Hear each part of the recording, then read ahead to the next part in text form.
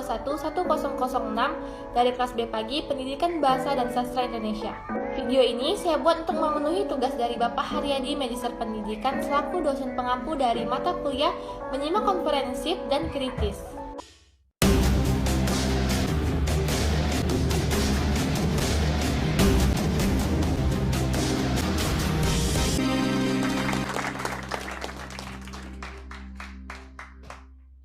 Pemirsa, kita bertemu kembali di Indonesia Lawyers Club.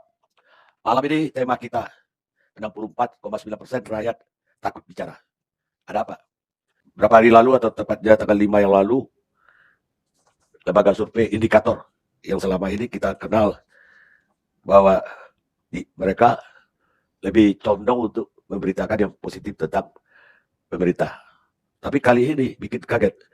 Hasil penelitian dia kali ini adalah 64,9% masyarakat takut menyampaikan pendapatnya. Hanya sekitar 21% masyarakat yang tidak setuju dengan pendapat bahwa masyarakat semakin takut. Sedangkan 15,7% menyatakan tidak tahu atau tidak mau menjawab. Dan ini menariknya, karena baru Januari yang lalu, indikator mengeluarkan hasil survei bahwa ketidakpuasan terhadap kinerja Jokowi hanya sebesar 27%. Dan masyarakat yang puas dengan kinerja Presiden Joko Widodo 70,9%. Ini agak bertolak belakang.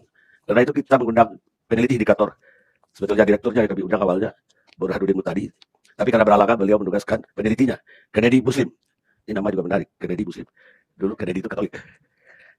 Bu Kennedy, apa alasannya mengatakan rakyat takut berbicara? Apa dan apa?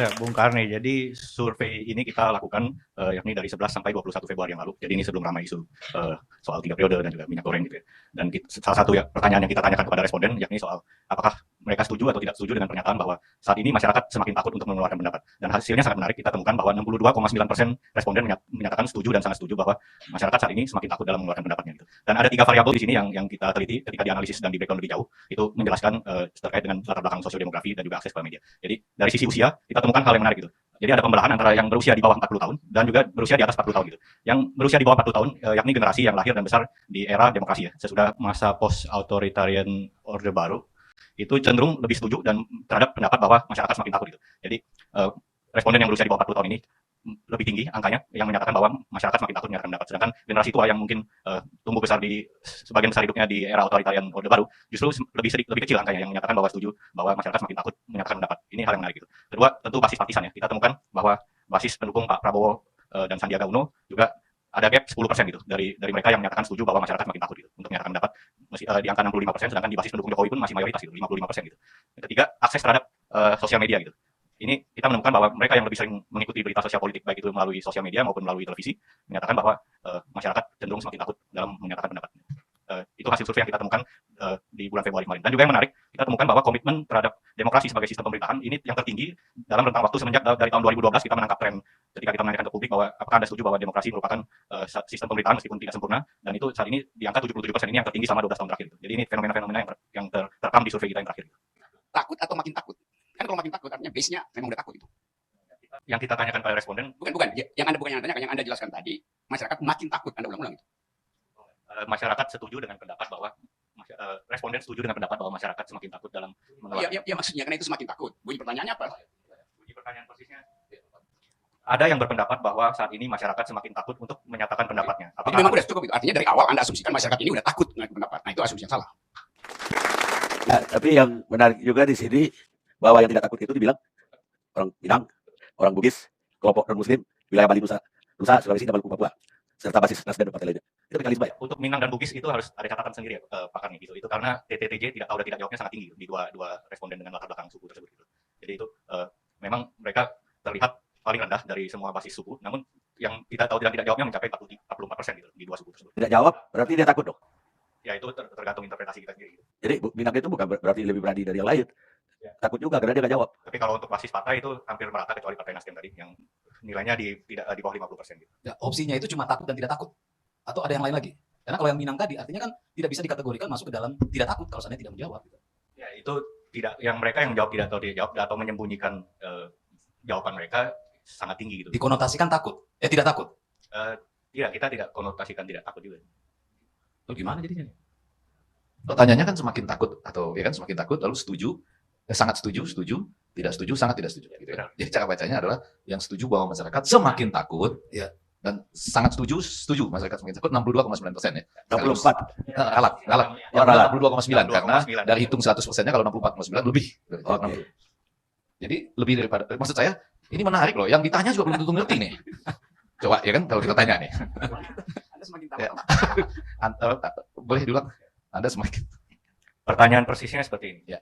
Ada yang berpendapat bahwa saat ini masyarakat semakin takut untuk menyuarakan pendapatnya. Apakah Anda sangat setuju, setuju, kurang setuju, atau tidak setuju? Belum tentu termasuk Anda sebetulnya gitu. Iya kan?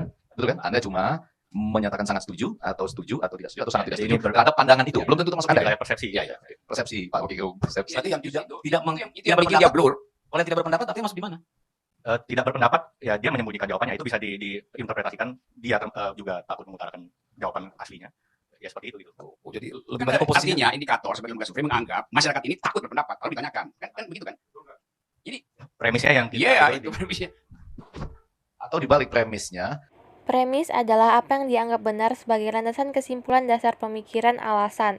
Selain itu, bisa dimaknai juga premis adalah kalimat atau proposisi yang dijadikan dasar penarikan kesimpulan di dalam logika. sejak kapan masyarakat itu takut? Lalu sekarang semakin takut. Boleh kan? Dari Memang begitu, akhirnya seriusnya begitu. Tapi kan dasarnya indikator sudah tiba pada postulat bahwa orang takut berpendapat. pada awalnya, pada tahap Dari tertentu. awalnya, Ya. dari awal. Ya tapi kenapa sampai ada postulat atau asumsi semacam itu?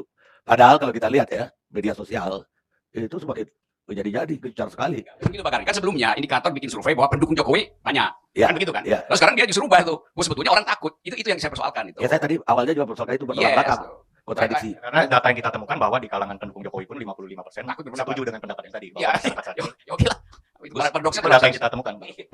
Di kalangan pendukung Jokowi 55% juga semakin takut gitu ya. Enggak, memang pertanyaan ini mengarahkan kepada pendukung dan tidak pendukung atau seperti apa? Ya ini jadi survei yang sangat standar kita lakukan kepada 1.200 responden dengan stratified random sampling, margin of error di sekitar 2,9% gitu. Jadi survei nasional di seluruh provinsi di basis sampelnya di seluruh provinsi di Indonesia. Artinya cantolannya dia berpendapat itu tentang pemerintah atau berpendapat di luar pemerintahan atau apapun. Semua Ya. isu kita tanyakan. Oke, berarti ketika Anda mengatakan Jokowi dan segala macam artinya ini kan bagian part dari Nah, itu kita analisis ketika data sudah masuk. Regresi ya, keluar.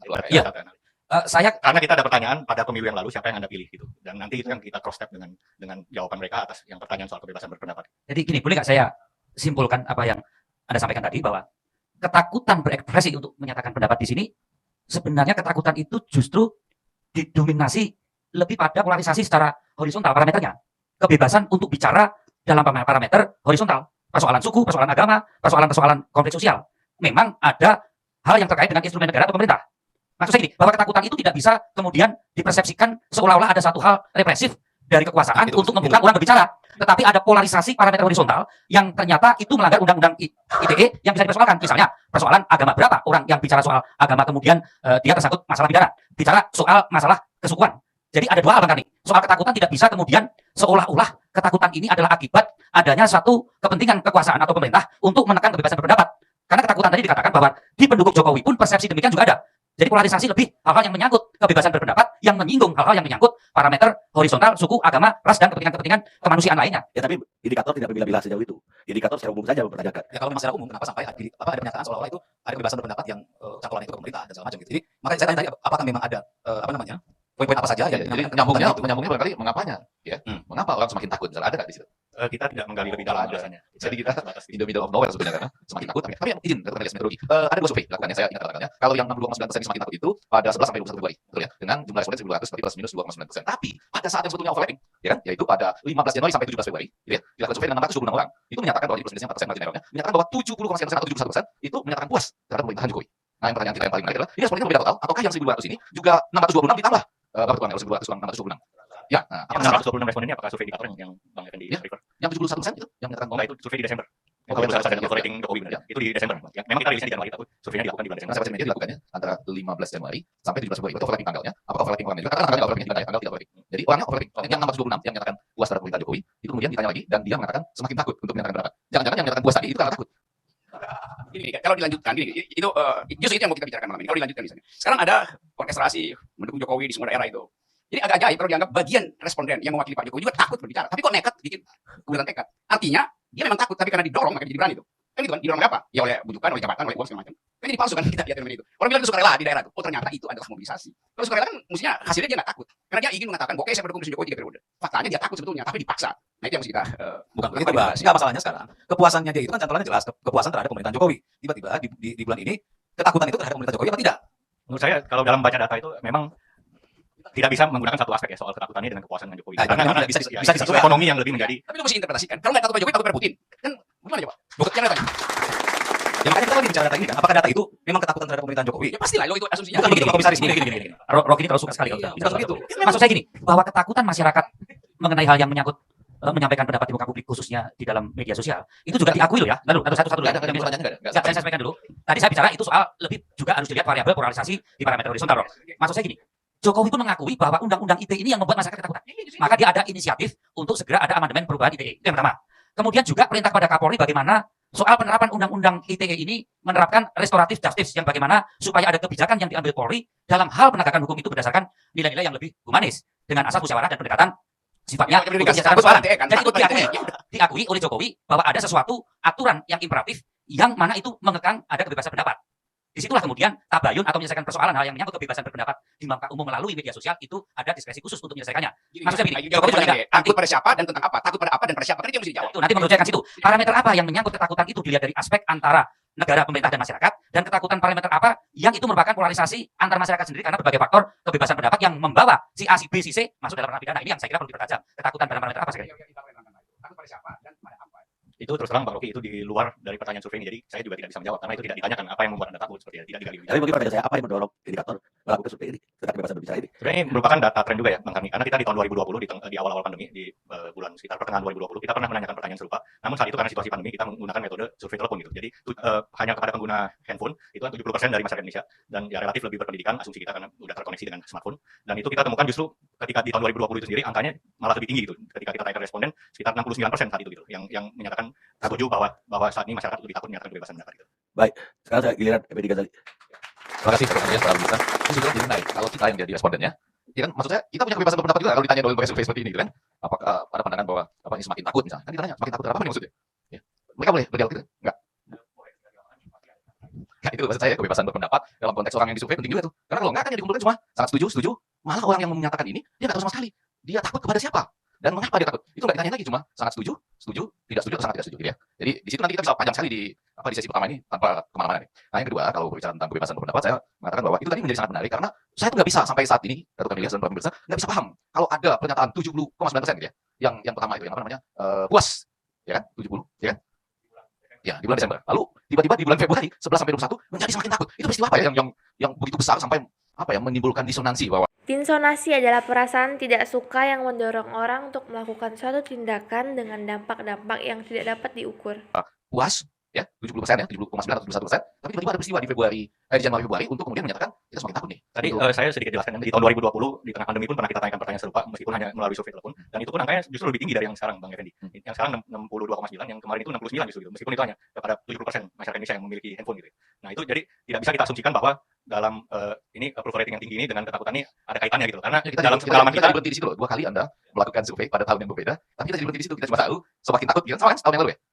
2020. Ya, coba tuh 2020 sudah semakin takut. Ya, parameter takutnya apa? Tapi kan approval rating itu biasanya sangat terkait dengan persepsi keadaan ekonomi rumah tangga, keadaan ekonomi nasional itu yang sangat berpengaruh terhadap persepsi Karena kata-katanya semakin takut dalam konteks kebebasan berpendapat gitu ya. Jadi itu satu. Yang kedua, ini survei sendiri, dibiayai sendiri. Om Pendi, ini sebenarnya dipertajam aja. Ini apa nih duduk? Bukannya kemarin orang udah bilang bahwa kita berpendapat ya, kebebasan sipil terancam Amnesty International dan gitu. Survei IP waktu itu ya, apa namanya? Bukan juga apa namanya? Kebebasan sipil represi. Bahkan juga pernah undang di sini. Dan terusnya apa ngomong apa? Nah, malah di tingkat global jadi berbeda. Kita itu mencatat indeks demokrasi yang makin baik dari urutan 64 ke 52, betul ya? Tapi kok tiba-tiba semakin takut gitu. Itu gimana coba? Saya masih belum bisa tuh. Soal kebebasan berpendapat dulu, Pak. Ini maksudnya. Nah, itu masuk salah satu yang mesti, maksudnya ini mesti dilacak ini. Kita ini out of the blue ngomong gini, ini ada apa? Ya. Bulan puasa lagi nih. Ayo, Kita ingin tahu kita ini ada apa sebenarnya nih gitu. Kalau soal orang merasa takut ya kan, dapat diancam kebebasannya, bahkan dibunuh karakternya dan sebagainya, kan udah lumrah. Kenapa kita bahas? Apa ini? Yang barunya apa gitu? belum ada pertanyaan. Nah, kita ngumpul-ngumpul ini kalau bisa ada yang baru. Iya, betul. Gimana? Kalau saya melihat ini justru konsep yang ditanyakan oleh Kamil Muhtadi dan teman-teman itu bukan sesuatu yang ditanyakan kepada pribadi-pribadi responden. Jadi responden itu hanya ditanyakan apakah dia setuju. Orang lain itu pada takut, kan begitu. Apakah Anda setuju bahwa sekarang masyarakat itu takut? Itu kan berarti bukan, Anda takut atau tidak? Bukan dirinya responden yang ditanya, tapi responden hanya suruh mempersepsi tentang keadaan orang lain.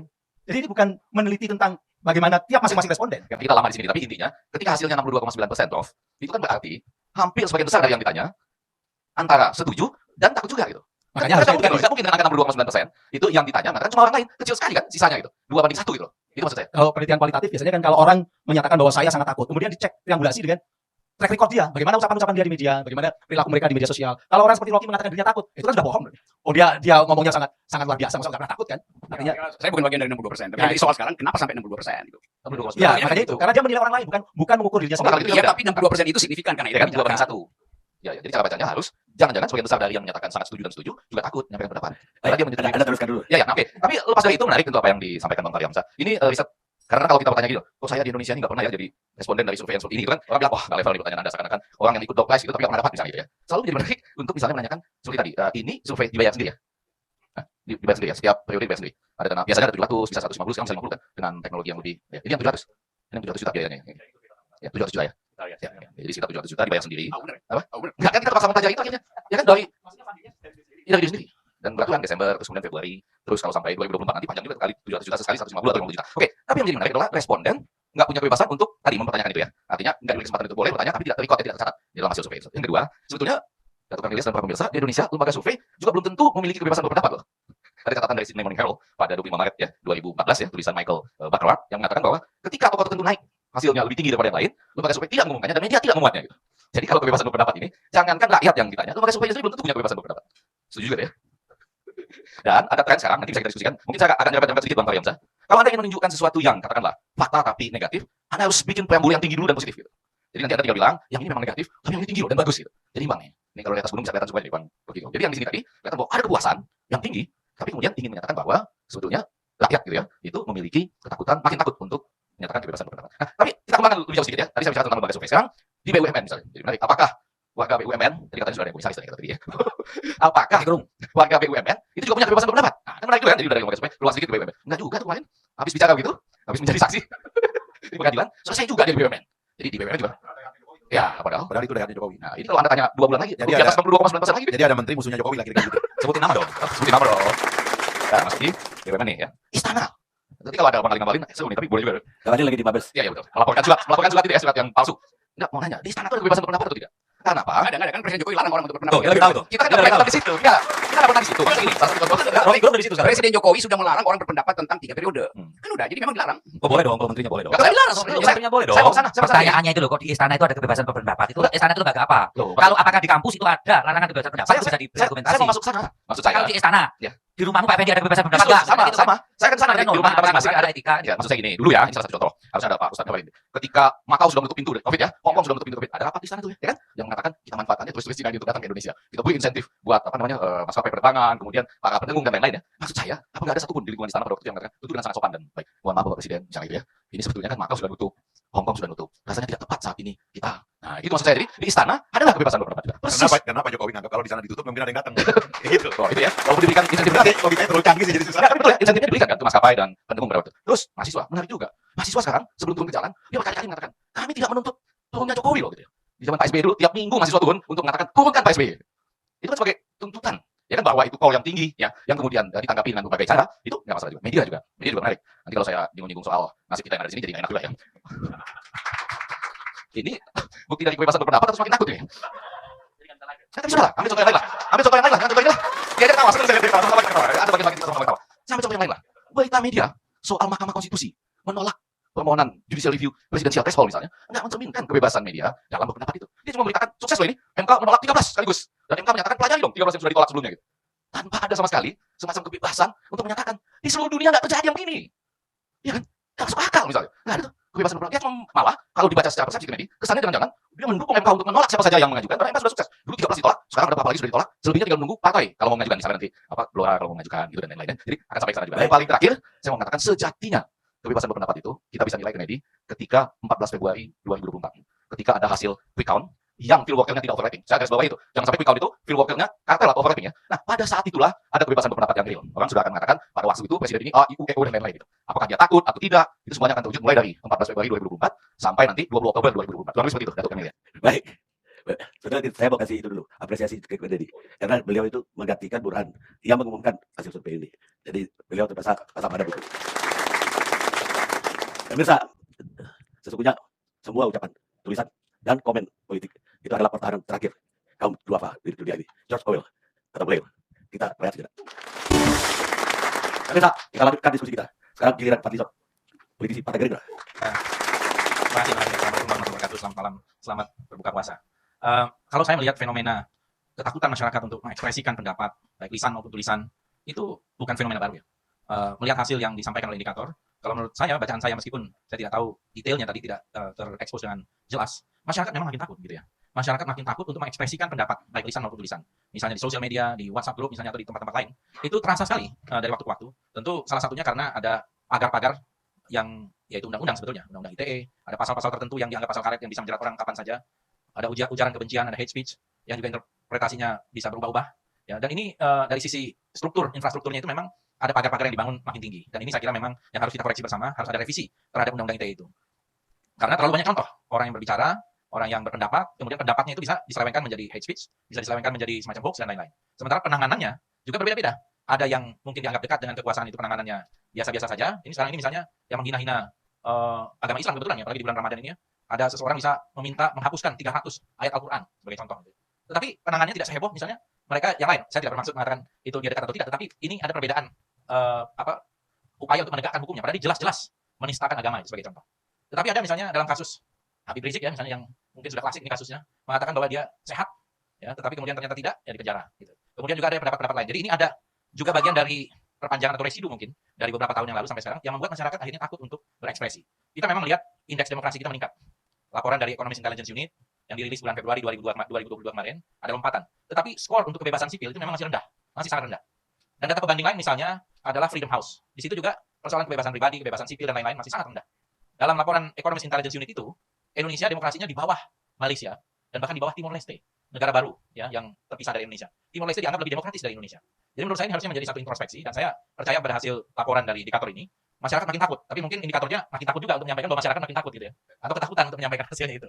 Menurut saya ini sangat berbahaya bagi demokrasi kita. Kalau kita ingin merawat demokrasi ya, ini kan sudah dijamin oleh konstitusi meskipun dipagari tadi ya, bahwa kebebasan berpendapat baik lisan maupun tulisan, kebebasan berserikat berkumpul itu dijamin oleh konstitusi dan kemudian diatur oleh undang-undang. Menurut saya kita harus kembalikanlah demokrasi kita ini menjadi demokrasi yang lebih terbuka, yang deliberatif, yang tidak dijadikan sekedar prosedur, apalagi kemudian menjadi alat politik gitu untuk membungkam. Ini yang menurut saya, membungkam pendapat-pendapat yang kritis, yang berbeda atau yang misalnya dianggap merongrong kekuasaan, ya. Padahal pendapat itu misalnya soal minyak goreng, saya kira pendapat masyarakat dalam persoalan minyak goreng itu bukan saja mayoritas ya, saya kira memang masyarakat merasakan sendiri, bukan hanya sekedar pendapat, realitas minyak goreng langka dan kemudian pasti ada kritik.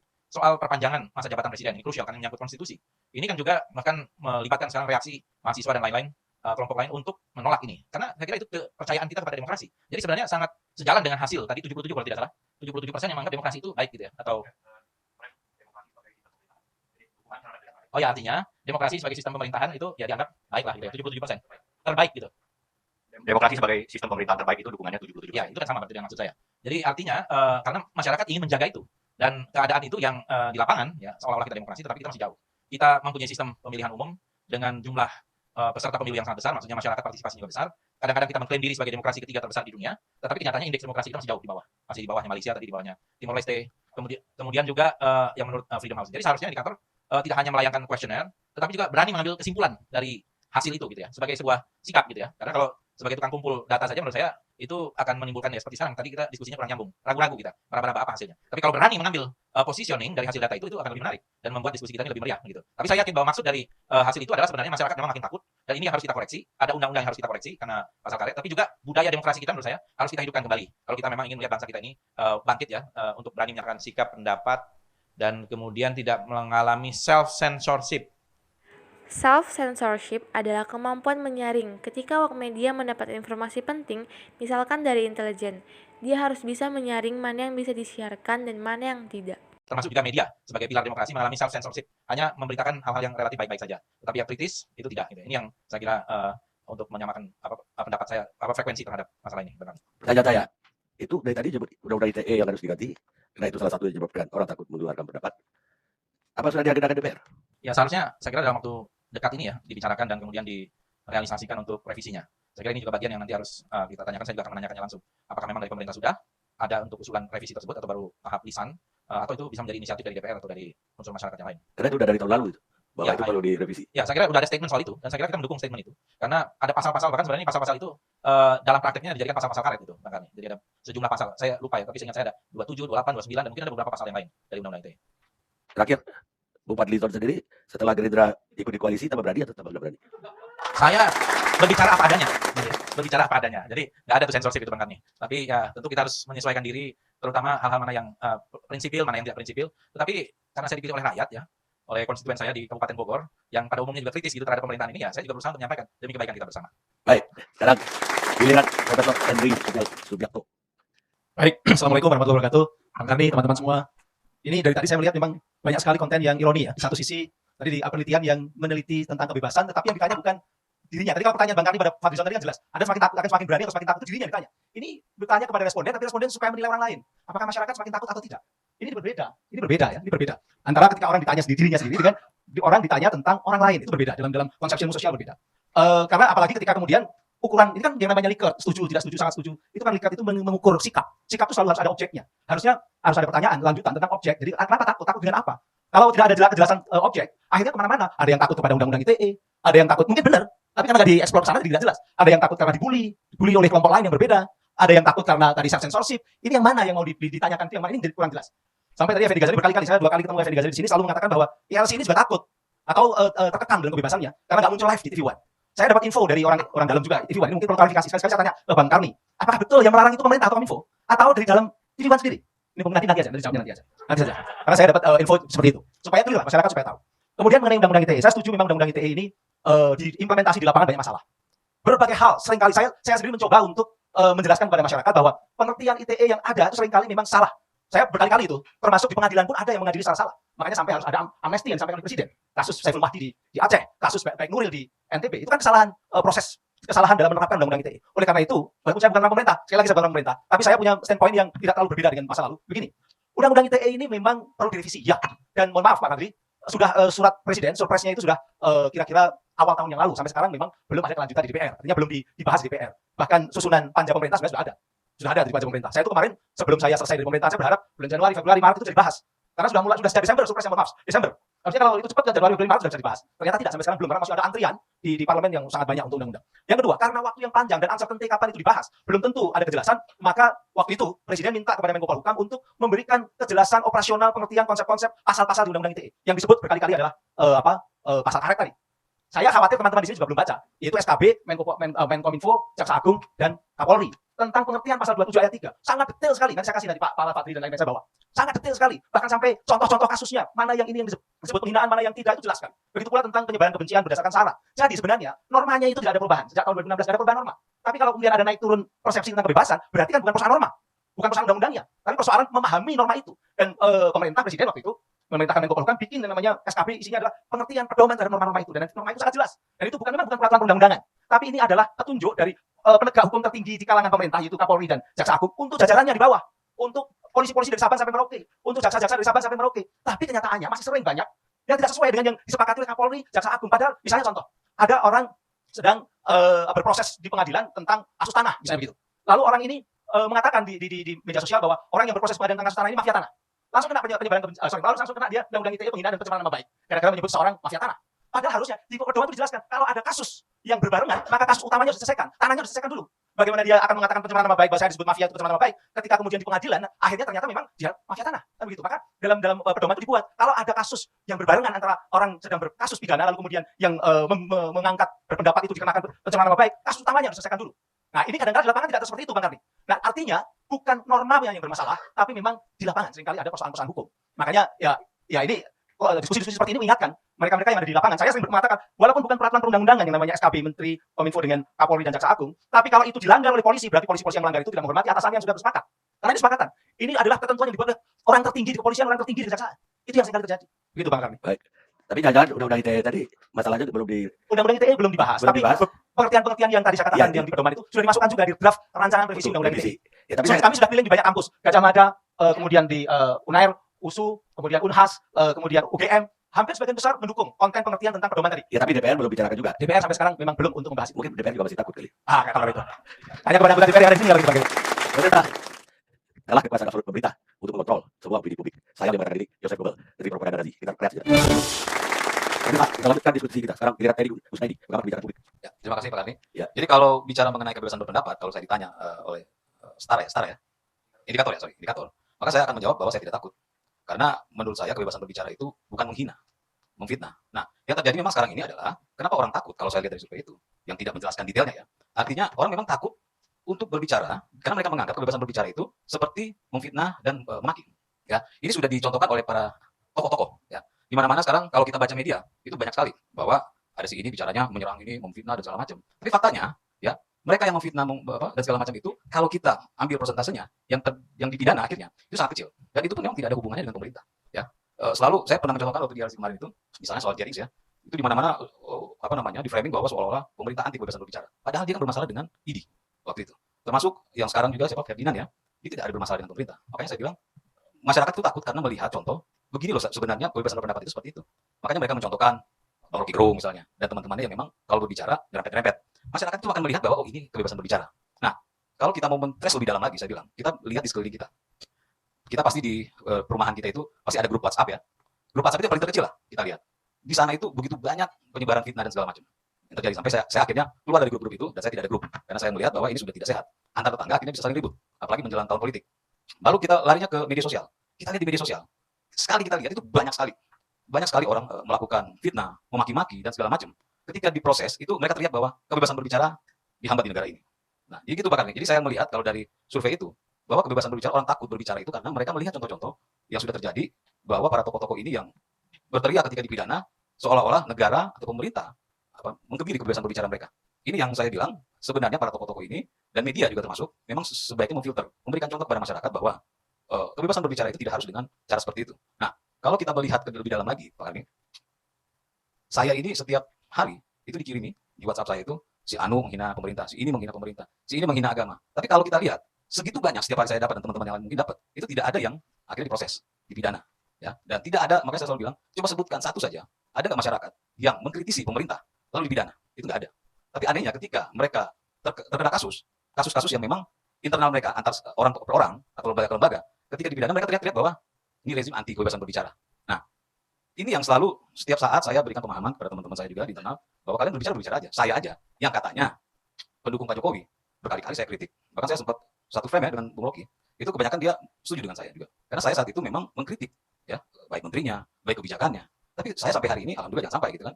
Tidak diperkarakan, tidak diciduk dan segala macam karena sekasar apapun dalam tanda kutip yang saya sampaikan itu berbasis data. Dan ada alasan-alasan yang logik. Sehingga saya mengatakan bahwa saya tidak akan pernah takut untuk berbicara di negara ini. Karena tidak pernah ada, khususnya ya di rezim Jokowi ini, orang mengkritik, akhirnya dipidana. Itu Pak Karni menurut saya. Di dalam forum ini menanggapi dari hasil survei indikator. Gitu. Baik. Dengan tanggapan dari Hamzah dari Partai Gelora, Wakil Ketua Umum. Baik, terima kasih kami kali diundang kebetulan sedang berada di kampung. Assalamualaikum warahmatullahi wabarakatuh. Saya kemarin pas di Jakarta, jadi topiknya pun saya anggap menarik. Sebenarnya tidak ingin nanggapin secara langsung tentang kecemasan orang tentang kebebasan. Sebab kalau menurut saya ini bab sudah agak liwat pada masa-masa yang lalu. Yang kita ini kan memasuki babak akhir dari kecemasan kita tentang demokrasi kita. Kalau menurut saya itu jauh lebih relevan itu topiknya itu. Karena saya soal kebebasan berpendapat ini, pernah satu hari pas lagi diundang lah oleh Presiden ini, Mas Aryo Bima, ngobrol di istana. Saya jelaskan kepada beliau bagaimana efek Undang-Undang ITE kepada beliau. Jadi saya bilang, Bapak, dulu itu umat manusia itu susah dia ketemu. Karena itu dia susah saling menghina. Medium untuk saling menghina itu terbatas. Kalau di kampung saya dulu itu, medium pertemuan itu ya paling di warung di pinggir rumah atau pos ronda. Atau kalau mau lebih besar sedikit ya itu ada gathering lah ya, orang berkumpul beribadah bersama dan sebagainya itu. Atau kalau medium kita bertemu dengan negara itu juga terbatas karena TV cuma satu, radio cuma satu di zaman itu. Sehingga nyaris itu menghina, membuat orang tersinggung, ya, menciptakan keributan dan sebagainya itu memang relatif susah gitu. Karena nggak ada tempatnya itu. Tapi sekarang ini saya bilang itu ada teknologi yang mengumpulkan orang 24 jam, bermiliar-miliar jumlahnya. Mereka bertemu, saling hina, tiba-tiba saling maki, dan seterusnya itu. Anda sebagai presiden itu nggak tahu itu apa yang terjadi dengan mereka itu. Dan penghinaan itu bisa lintas agama, lintas suku, dan lain-lain. Ya, tiba-tiba orang itu saling maki, dan besoknya tiba-tiba seperti Ali Mukhtar Ngabalin ini, hari ini pergi ke polisi katanya, berakhir di laporan polisi. Dan oleh Undang-Undang ITE itu difasilitasi menjadi perkara. Dan yang jelek adalah kalau orang itu kemudian diproses secara cepat apalagi dan banyak buktinya, maka orang akan mengatakan di media sosial lagi, itu kan karena dia musuhnya presiden. Ada orang yang dilaporkan berkali-kali dan tidak diproses, di ITE itu juga di sosial media itu juga dikatakan, itu kan karena temannya presiden. Dan kok iya kadang-kadang orang itu pernah berfoto dengan presiden, pernah pakai baju kotak-kotak, macam-macam lah itu. Nah Pak, jadi saya bilang, Bapak bayangkan, Bapak lagi tidur malam, atau kita ngobrol di sini, di luar sana ada orang berkelahi, itu Bapak diajak Pak. Jadi nama Bapak itu rusak setiap saat, saya bilang. Dia kelihatan agak kaget lah kira-kira gitu. Saya nggak tahu apa yang terjadi, karena itu saya nyatakan betul untuk mempropos supaya Presiden segera membuat perpu pembatalan undang-undang ITE. Bukan DPR ini ngaco juga, itu lagi nego-nego juga itu. Di perpu saja, kalau memang itu adalah inisiatif Presiden, perpu lah itu. Ini Prof. Henry ini aja yang kita anggap pro ITE kan sekarang udah bilang-bilang begitu, itu kan artinya minta konsepnya aja dari beliau. Hari ini konsepnya sampai istana, baca oleh biro hukumnya Seknek, semalam dia bilang oke diteken, besok keluar perpu selesai. Jangan nego sama penegak hukum. Karena penegak hukum ini juga senang kalau banyak kasus yang bisa dipesan dan dia itu kemudian menjadi ada seperti sibuk di situ. Ya ini kayak kasus-kasus belakangan tuh itu ada nama besar di belakangnya, ya kan? Inisial M memberi produk pornografi. Kenapa itu kan? Itu kan make sense, ya kan asik itu, ya kan berada di depan TV konferensi pers itu kayak sibuk gitu loh. Nah, penegak hukum itu jangan di-entertain dengan begituan, itu potong aja. Gitu. Nah, itu yang saya maksud waktu itu berpunah. 2 pekan setelah itu saya lihat Presiden membuat konferensi pers yang agak marah-marah waktu itu. Hati-hati dengan citra kita di mata masyarakat, hati-hati dengan perasaan masyarakat. Bila perlu kita batalkan itu undang-undang ITE. Nah, salahnya dia membiarkan orang lain melakukan itu sehingga sampai sekarang nggak jadi-jadi. Kalau Presiden mengerti, dia pakai perpu. Ngapain dia nego-nego? Orang ini darurat kok. Udah terlalu banyak korban kok. Jadi kalau ada orang mengatakan hari ini orang itu cemas, ya takut berpendapat, memang iya. Ya. Hal-hal yang dilakukan oleh orang di ruang privat, orang ceramah di suatu subuh di sebuah masjid, tiba-tiba besoknya dilapor polisi. Itu ruang agama orang. Tapi itulah teknologi sekarang ini yang memfasilitasi pertengkaran kita, dan jeleknya negara memfasilitasi pertengkaran macam itu. Sehingga orang itu jadi takut bercanda. Komik-komik ini takut bercanda. Padahal humor dan sense of humor adalah salah satu ciri dari negara yang matang, negara demokrasi, negara yang dewasa. Ini yang menurut saya, Bang Karni, kita ini sebenarnya banyak sumber kecemasannya itu, terlalu banyak itu. Apalagi ada disfungsi dalam kelembagaan politik, ya kan, dan lain-lain lah gitu. Yang saya sering kasih itu sebagai dalam 3 hal gitu. Pertama itu saya lihat ini tentang kecemasan kita dengan masa depan, kebebasan dan demokrasi kita ini adalah. Pertama menurut saya, seperti yang ditulis oleh Stephen Levitt dalam buku How Democracy Die itu. Kapan sih demokrasi itu mati? Demokrasi itu mati ketika cita rasa kita tentang demokrasi hilang. Dan itu yang menurut saya hilang sekarang ini. Kita ini cita rasa demokrasinya itu sudah hambar. Sudah nggak ada gitu loh. Yang tinggi, ide-ide yang besar itu sudah hilang dalam perdebatan politisi. Sudah nggak ada gitu. Sehingga yang konyol-konyol kok bisa kayak bener gitu. Misalnya orang bisa merayu presiden untuk mengangguk supaya diperpanjang masa jabatannya. Itu kan ngawurnya itu ampun deh gitu loh. Tapi karena cita rasa kita tentang demokrasi memang lagi turun, yang gitu-gitu seolah bener. Kemudian menteri-menteri pedagang ini propose, katanya pengusaha ingin supaya presiden. Dari mana itu teorinya? Demokrasi itu adalah tentang pembatasan, itu kata kuncinya demokrasi itu. Kalau kerajaan itu nggak ada batasnya dan permanen, karena sumber dari kekuasaannya itu adalah darah. Selama dia mengandung darah seorang raja, maka dia adalah raja sampai kapanpun. Anak saya adalah putra mahkota saya karena di dalam darahnya ada darah saya. Permanen sifatnya itu. Tidak ada konsep kedaluarsa. Militer juga berkuasa, itu selama dia pegang senjata dan bisa nakut-nakutin orang, itulah kekuasaannya, permanen. Tapi kalau dia dikudeta, maka dia berganti kekuasaannya itu. Nah, demokrasi itu masuk dengan asumsi nggak ada yang permanen. Kita bikin ini terbatas, kita bikin ini waktunya kita potong, kita bikin itu supaya tidak kuat. Makanya dia mengandung konsep obsolete. Suara rakyat itu diberikan kepada kamu, tapi ada unsur kedaluarsanya. Itulah demokrasi. Kalau kamu dikasih waktu 5 tahun, nggak ada perpanjangan. Itu teori demokrasi yang cita rasa kita itu mulai hilang sekarang. Ini orang ngomong perpanjangan. Pemilu pakai suara yang sudah obsolete 5 tahun lalu. Macam-macam. Ini semua tentang hilangnya cita rasa kita tentang kebebasan dan demokrasi. Ini yang kita cemaskan. Ya. Yang kedua, ya kebetulan kapasitas negara untuk mengelola ini rendah. Itu masalahnya gitu loh. Ya kebetulan juga di sekitar presiden nggak ada yang canggih gitu loh. Mohon maaf saja. Ya kalau di sekitar presiden itu ada intelektual besar macam Rocky Gerung, saya melihatnya gitu ya, Om Rocky itu ya. Kok saya itu kan begini, ada keterharuan saya. Kalau saya ngomong dengan presiden, kok dia kayak ngerti gitu, ya kan? Bukan. Jadi presiden itu tergantung siapa yang di sekitarnya. Kalau ada filosof, pemikir seperti Rocky, kayaknya Pak Jokowi akan kelihatan canggih deh. Tapi ini karena pedagang di sampingnya itu, yang di kepalanya itu jualan, akhirnya dia kelihatan kayak begitu.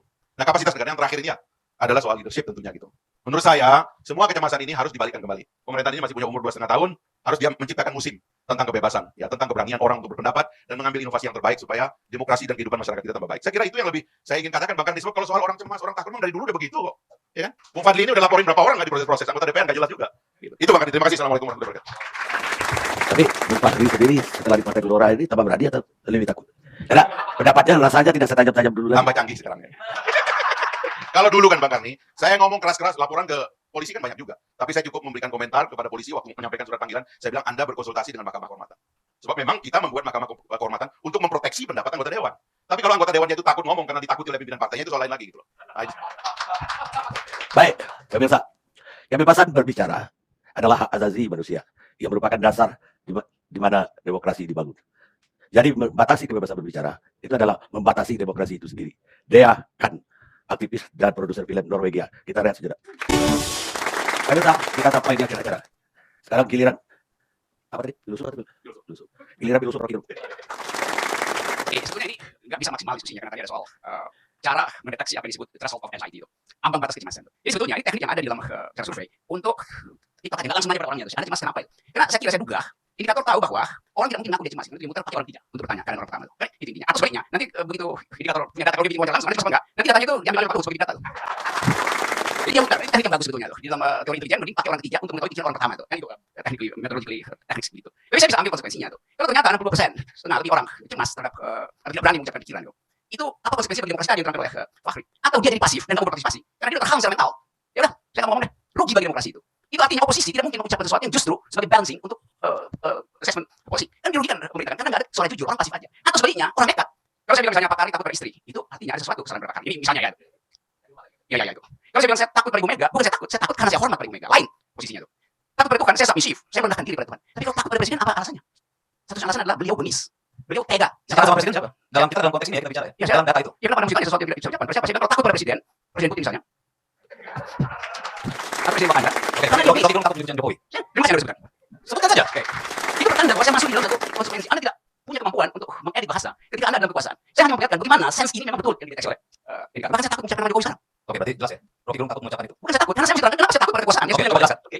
Saya pernah lagi. Kalau saya takut pada kekuasaan, itu artinya kekuasaan itu otoriter. Semua orang takut pada Soeharto, tapi pada suatu threshold kita takut itu berubah menjadi perlawanan. Jadi yang kita sebut sebagai rasa takut itu sebetulnya fungsinya dua, mengamankan diri saya supaya tidak terjebak pada sesuatu yang tadi uncertainties. Kalau saya naik gunung saya tergambar bergerak saya mesti cemas. Begitu saya mendekat ternyata itu cahaya bulan yang memantul pada butir-butir air sisa embun. Maka saya anggap itu keindahan sebetulnya. Selesai rasa takut saya. Tapi kalau saya dengar bunyi yang saya kenal itu adalah bunyi kodok atau bunyi macan, kalau bunyi kodok saya takut lagi itu. Kalau bunyi macan itu saya takut. Jadi itu spektrum dari rasa takut. Saya balik lagi tadi, kenapa kita mesti takut pada presiden? Mahasiswa awalnya takut, sekarang dia ubah rasa takut itu jadi perlawanan. Tanggal 11 nanti kita uji. Orang yang takut justru orang yang mampu melawan. Karena resultnya dia lewati. Jadi sekali lagi yang saya terangkan dan saya jawab terakhir, saya takut pada presiden karena tadi kata Fahri sini bagus. Kalau saya lihat obat itu dan juga luar saya akan minum karena dia racun. Saya takut pada presiden karena dia luar. Terima kasih. Sekarang Arya Bima, politisi PDI Perjuangan. Terima kasih Bang Karni. Saya melihat yang lebih optimistik lah ya. Tidak perlu skeptis, tidak perlu defensif dalam kita membangun demokrasi secara bersama-sama ini. Kebebasan satu yang perlu. Ya. Dan menyampaikan pendapat adalah satu yang penting ya, di dalam kita merawat demokrasi yang sampai hari ini kita juga masih mencari formulasi demokrasi yang seperti apa, yang paling pas, yang paling tepat dalam proses kita berbangsa dan bernegara. Ya. Kita tidak perlu seolah-olah terlalu mendramatisasi bahwa sekarang ini kebebasan menyampaikan pendapat itu sesuatu yang dibatasi bahkan represif. Boleh tadi Pak Jilon mengatakan seolah-olah saat ini demokrasi kita yang di dalamnya adalah kebebasan dan menyampaikan pendapat itu menjadi negara yang indeks demokrasinya rendah. Faktanya karena ini kita bicara fakta data dari apa yang tertulis dari RSF Reporters Without Borders itu menyebutkan bahwa kita di posisi 113 atau naik dari peringkat 119. Indeks demokrasi kita itu di atas misalnya negara Malaysia. Malaysia itu di bawah kita. Kita 113, Malaysia 119. Thailand di bawah kita. Dia 137. Kita 113. Filipina di bawah kita 138. Singapura itu 160 dan Vietnam 175. Maksud saya begini, kita harus berbangga dari generasi kita ini setelah reformasi 98 sampai pemerintahan Pak Jokowi saat ini. Demokrasi kita kalau saya katakan bagus nanti Pak Dison sama Pak Fahri dan Rocky itu nggak setuju ya. Kita tidak terlalu jelek atau tidak jelek ya. Maksud saya bahwa kita tidak terlalu harus menghakimi hal yang terlalu berlebihan. Kita pernah kok mengalami situasi tsunami bagaimana banjir bandang kebebasan berpendapat lewat media sosial yang kita tidak bisa atasi lagi juga. Mana hoax, mana kritis, mana intrik, mana caci makian itu pernah terjadi. Dan undang-undang ITE itu akibat dari sesuatu yang ingin kita konsolidasikan di dalam proses kita berdemokrasi. Ada satu hal yang lebih penting saya kira di dalam forum ini, persoalan demokrasi menjadi jargon utama di dalam proses kita berbangsa dan bernegara. Menurut saya, persoalan narasi kesadaran berbangsa itu lebih dulu yang harus menjadi kesadaran kita lebih awal sebelum kita berdemokrasi. Kebebasan menyampaikan pendapat, kebebasan berpolitik harus kita ukur sejauh mana itu juga memberikan penguatan di dalam kita berbangsa dan bernegara, Bung Karni. Kalau kebebasan itu memperlemah kebersamaan kita, memperlemah kesadaran kita dalam hidup kebangsaan kita dan memperlemah dalam kita bernegara, itu harus ada corrective action. Apakah ini kebablasan atau ini menjadi sesuatu yang tidak terkendali sehingga kesadaran kita saling caci maki, persoalan agama kayak, persoalan kesukuan kayak, ini menjadi sangat sensitif karena fondasi berdemokrasi menurut saya adalah aspek kebangsaan sendiri. Kita bisa berkaca dari Amerika, kita berkaca dari negara Eropa, kita bisa berkaca dari negara-negara yang mengembangkan sistem demokrasi. Tentu fondasi awalnya adalah kesadaran berbangsa dan bernegara. Bagaimana? Nation and character building dibangun lebih dulu. Sosionasionalisme lebih awal dibangun daripada sosial demokrasi dalam konsepsi Pancasila kita. Tetapi saya juga tidak mau katakan bahwa seolah-olah kesadaran kita berdemokrasi itu juga terlalu dikonstruksikan secara kuantitatif karena ada aksi koreksi yang mana fondasi keinginan kita adalah membangun bangsa dan negara yang lebih berkemajuan.